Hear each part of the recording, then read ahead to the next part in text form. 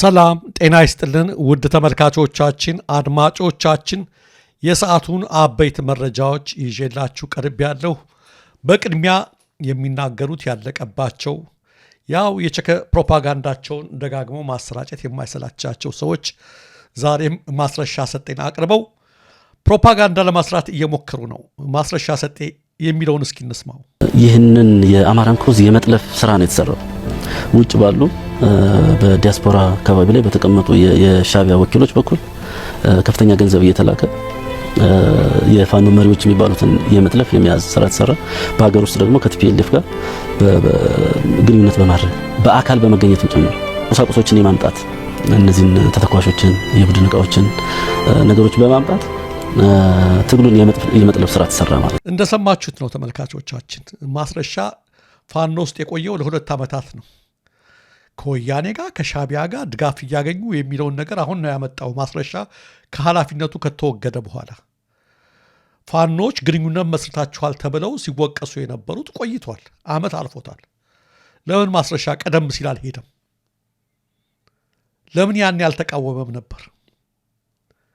አብሮ ሲቆይ መጨረሻ ላይ ተልእኮ ተነቅቶበት ከኃላፊነቱ ከተወገደ በኋላ ከተባረረ በኋላ ያጣ ወሬ እያወራ ነው የሚገኘው። ተመልካቾቻችን አድማጮቻችን ፖለቲካዊ ትብብር ማድረግ ተቀናቃኝ ሄድ ለመጣል ጊዜያዊ ስትራቴጂካዊ ትብብር ማድረግ በየትም ዓለም ያለ ነው። በመርህ ላይ የተመሰረተ ግንኙነት ከማንም ጋር ታደርጋለህ ጠላትን እየቀነስክ። አዲስ ነገር አይደለም። በየትኛውም ሀገር ይሄ ተደርጓል። ዋናው መስመር የማይታለፍባቸው የሀገር ሉዓላዊነት ጉዳይ፣ የአንድነት ጉዳይ፣ የሰንደቅ ዓላማ ጉዳይ አሉ። እነሱም ከጠበቅ በኋላ ከማናቸውም አጋዥ ኃይላት ጋር አሊያንስ መፍጠር ትብብር መፍጠር የሚገርም አይደለም።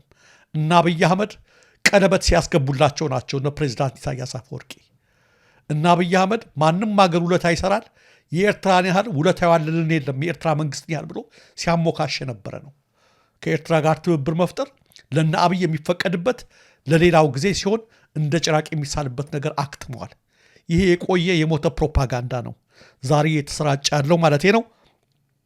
እዛም ሄደሽ በላሽ እዚህም መተሽ በላሽ ላመድሽ ነው እንጂ ሆድሽን አልሞላሽ በሚሉት በአበው ስንኝ ይህንን ነገር በዚሁ ይብቃን።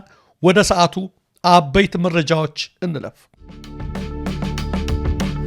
በሚሊሻዎች በግዳጅ ታፍሰው ወደ ማሰልጠኛ ማዕከል ሊገቡ የነበሩ ታዳጊ ወጣቶችን የፋኖ ኃይሎች ማትረፋቸው ተገለጸ።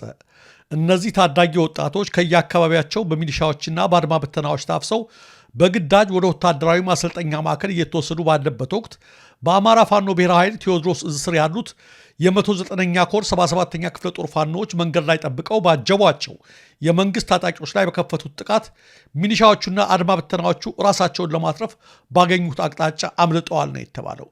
በግዳጅ ይወሰዱ የነበሩትን ታዳጊ ህፃናት ከግዳጅ የውትድርና ስልጠና በመታደግ ወደ አካባቢያቸው በመውሰድ በአግባቡ እንደያዟቸውም የፋኖ አመራሮቹ ገልጸዋል።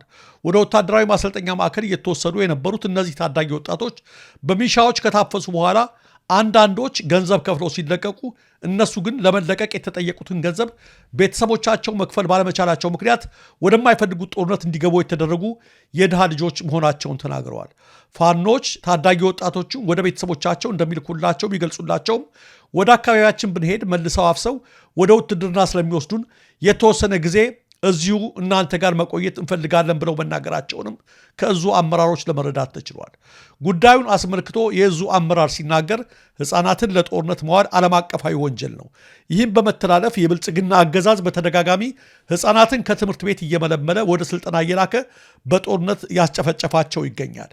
በውጊያ የማረክናቸው ህፃናትም የስነ ልቦና ጫና ውስጥ በመግባታቸው የጤና መታወክና የአእምሮ ሰላም እንዳጡ በተለያዩ ጊዜያት አረጋግጠናል ብሏል።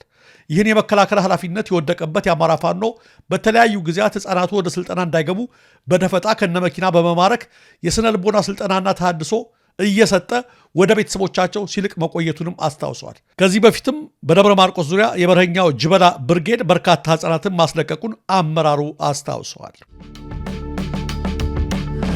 በሌላ በኩል በወሎ መካነ ሰላም ዙሪያ ፋኖች በፈጸሙት ጥቃት የሻለቃ አዛዡን ከ15 ወታደሮች ጋር ሰለባ መሆኑ ተሰማ። በአማራ ፋኖ ብሔራዊ ኃይል በምኒልክ ዕዝ ስር የሚገኙት የጥላሁን ፈንታው ብርጌድ ፋኖዎች በመካነ ሰላም ዙሪያ በቢዲ ታዳጊ ከተማ ውስጥ ከማለዳው 11 ሰዓት ጀምሮ እስከ ቀኑ 5 ሰዓት ድረስ ከመከላከያ ኃይሎች ጋር ውጊያ ሲያደርጉ መዋላቸው ታውቋል። በዚህ ውጊያ የጥላሁን ፈንታው ብርጌድ ፋኖዎች የ45ኛ ክፍለ ጦር ሻለቃ አዛዥን ጨምሮ 15 ወታደሮችን ሰለባ ማድረጋቸው ሲገለጽ፣ ለጊዜው ቁጥራቸው መሆን ማስቀመጥ በማይቻል ሁኔታ በርካታ ወታደሮች መቁሰላቸው ተመልክቷል። ውጊያው ጋብ እንዳለ ቁስለኞች በአምቡላንስ ተሽከርካሪዎች ተጭነው ወደ መካነ ሰላም ጀነራል ሆስፒታል መወሰዳቸውን የአይን ምስክሮች አረጋግጠዋል።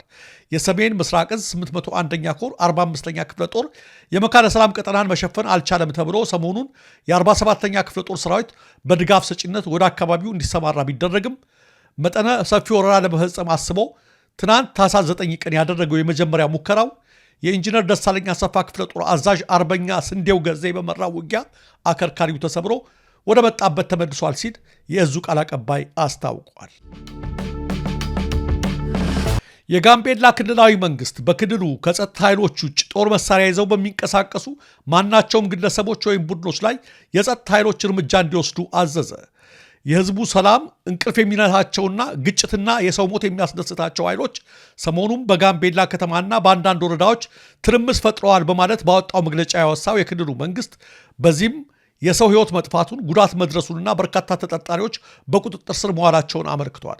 እኩይ ኃይሎች በተለያዩ ቦታዎች ሰዎችን በመግደል በተሽከርካሪዎች ላይ ጥቃት በማድረስና የጸጥታ አካላትንና አመራሮችን ኢላማ በማድረግ ክልሉን ወደ ለየለት የህዝቦች እልቂት ለማስገባት ሙከራዎችን አድርገዋል በማለትም የክልሉ መንግስት ከሷል። የክልሉ ጸጥታ የደፈረሰው የጋምቤላ ከተማ ፖሊስ አዛዥ ኡመድ ኡጅሉ ማክሰኞ ዕለት በተፈጸመባቸው ድንገተኛ ጥቃት ከተገደሉ በኋላ ነው። የክልሉ መንግስት በግጭቱ የስንት ሰዎች ህይወት እንደጠፋ ወይም ከግጭቱ ጋር በተያያዘ ስንት ተጠርጣሪዎች በቁጥጥር ስር እንደዋሉ ይህ ዜና እስከተጠናከረበት ጊዜ ድረስ በይፋ አልገለጸም።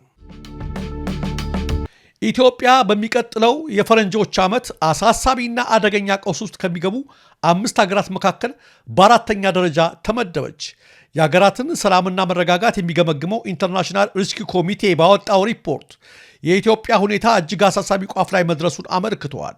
በፖለቲካውም በኢኮኖሚም ሆነ በማህበራዊ ፍትህ ዘርፍ የሀገሪቱ ሁኔታ በከፍተኛ ደረጃ ማሽቆልቆሉን የኢንተርናሽናል ሪስክ ኮሚቴ ሪፖርት ያመለክታል።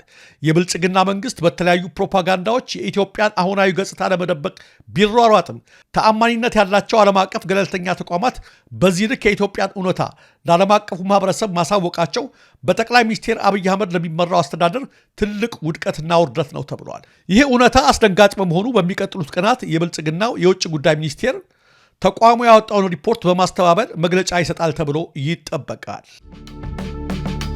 የምስራቅ አርሲ ግድያ አለመቆሙን ከቦታው የደረሰውን መረጃ ዋቢ በማድረግ ስምዐ ተዋሕዶ አስነበበ። ስምዐ ተዋሕዶ በቀጠለው የአርሲ ግድያ ዙሪያ የሚከተለውን ነው ያለው። በምስራቅ አርሲ ዞን የኦርቶዶክሳውያን ግድያ እንደቀጠለ ነው። እኛ ደግሞ በትንሹም በትልቁም ተለያይተን የደላን መስለናል። አርሲን እያሰብን በሌሎች ቦታዎች አሉ ለጥቃት የተጋለጡትን ኦርቶዶክሳውያን እንዴት እናድን፣ እንዴት ስናትርፍ የሚለውን የሚያስጨንቀን አይመስልም። በዚህ መሃል ግን የኦርቶዶክሳውያን ግድያና ሞት ያለ ከልካይ ቀጥሏል። ስምዐ ተዋሕዶ ትናንት የደረሰው መረጃ እንደሚያመለክተው ከሆነ ታኅሳስ 6 ቀን 2018 ዓ.ም በምስራቅ አርሲ ዞን ሆንቆሎ ዋቢ ወረዳ መጭቱ ጎቶ ቀበሌ ልዩ ቦታው አተታ አካባቢ አቶ ተስፋዬ ሞገስ የተባሉ የ60 ዓመት የዕድሜ ባለጸጋ ሌሊት 6 ሰዓት ላይ ታርደው ተገድለዋል።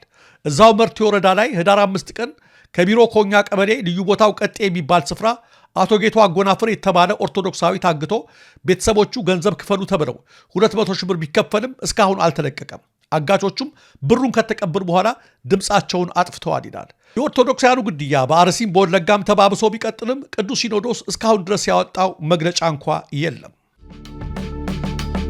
የሱዳን የሽግግር ምክር ቤት ሊቀመንበርና ብሔራዊ ጦር ዋና አዛዥ ጀነራል አብዱልፈታህ አልቡርሃን ወደ ግብፅ አቀኑ።